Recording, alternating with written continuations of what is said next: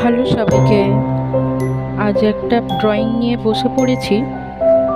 এটা আমি হোয়াইট বোর্ডের ওপরেই করেছি। ছোট্ট বেবিদের জন্য একদম পারফেক্ট।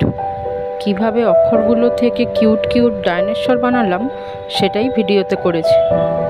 কালারফুল করেছি যাতে ডাইনোসরগুলো বেবিদের কাছে আরও অ্যাট্রাকটিভ লাগে।